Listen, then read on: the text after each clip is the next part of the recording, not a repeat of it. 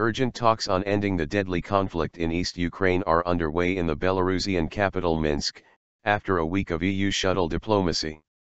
There was little warmth as Russian President Vladimir Putin shook hands with Ukrainian leader Petro Poroshenko.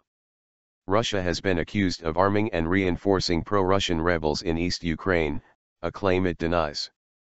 Brokering the ceasefire bid are German Chancellor Angela Merkel and French President Francois Hollande. The talks are set to focus on securing a ceasefire, withdrawal of heavy weapons and creating a demilitarized zone. On the ground in eastern Ukraine, at least one person died when a hospital was shelled in the rebel-held city of Donetsk, while further north rebel forces bombarded government forces with mortars on the front line. The death in Donetsk was the sixth confirmed on Wednesday, with a bus hit earlier. On Tuesday, 19 Ukrainian soldiers were killed along the front line.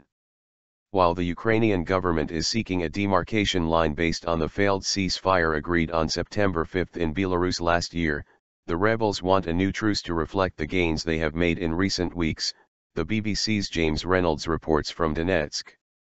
More than 5,400 people have died since the conflict began, and there has been a dramatic rise in casualties in recent days, with 263 civilians killed in populated areas between January 31 and February 5. An unnamed source in the Ukrainian delegation told Reuters news agency that the leaders would sign two documents. A joint declaration supporting Ukraine's territorial integrity and sovereignty. A statement affirming the leaders' commitment to the ceasefire plan drawn up in Minsk in September. The handshake between the Russian and Ukrainian leaders was brief, with Mr. Poroshenko coming up to Mr. Putin without smiling. After the leaders chatted in private for several hours, they broke briefly for photos before gathering again with their foreign ministers. Speaking earlier, Mr. Poroshenko said the situation threatened to spin out of control if the parties did not agree to de-escalation and a ceasefire. Warning that his government was prepared to impose martial law, he said the Minsk summit was one of the final chances to bring about an unconditional ceasefire and withdrawal of heavy weapons. Russian Foreign Minister Sergei Lavrov cautioned against making an issue of Ukraine's unguarded eastern border with Russia. To give away the Russian part of the border also would be to cut the rebels off even from humanitarian help and allow them to be surrounded, he said in Moscow. U.S. President Barack Obama has refused to rule out supplying lethal defensive weapons to Kiev if diplomacy fails, but Russia says that would worsen the crisis. Ukraine, restore government authority over breakaway areas, though Donetsk and Luhansk regions could get greater self-rule, disarm rebel forces, withdrawal of Russian troops, restore Kiev's control over Ukraine-Russia border, full prisoner exchange. Pro-Russian rebels, separation from rest of Ukraine and recognition of People's Republics of Donetsk and Luhansk, no disarmament of separatist forces, amnesty for separatist leaders.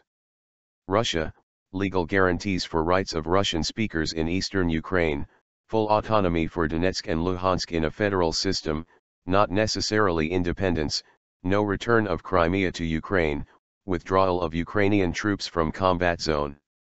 EU and US, restore Ukraine's territorial integrity, end Russian intervention in eastern Ukraine, withdrawal of all Russian troops and heavy weapons, effective monitoring of Russia-Ukraine border and demilitarized zone between the combatants, full democracy in Donetsk and Luhansk.